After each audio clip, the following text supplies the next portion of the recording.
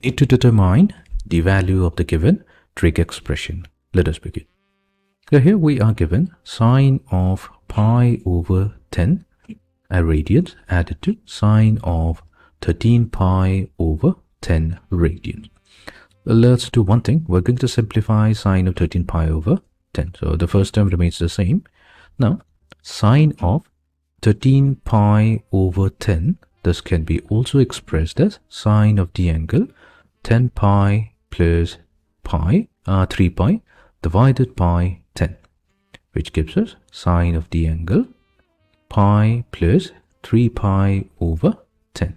Now there's a certain advantage of writing in this fashion, because sine of pi plus some angle gives us the angle negative sine of 3 pi over 10, which means sine 13 pi over 10, that's equivalent to negative sine 3 pi over 10.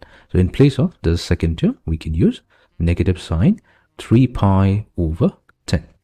Now, this will become much easier if we convert the radians to degrees. The best way to convert the radians to degrees will be just simply replace the value of pi with 180 degrees. So 180 over 10, so that gives us a value 18 degrees. So that means we have sine of 18 degrees minus sine of 3 times 18 degrees, so that's going to be 54. Now our goal will be to determine the value of sine 18 degree minus sine 54 degree. We can convert sine 54 degree.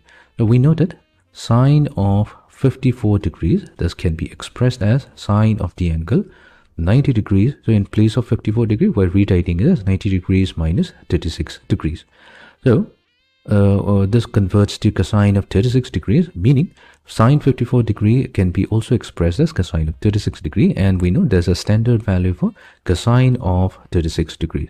So now we have two trig functions whose values are known. So sine of 18 degree, that's square root of 5 minus 1 divided by 4, and cosine of 36 degree, that's square root of 5 plus 1 divided by 4. So when we combine it, this is going to give us a value negative 1/2. So the value of sine pi over 10 plus sine 13 pi over 10 comes out to be negative 1/2.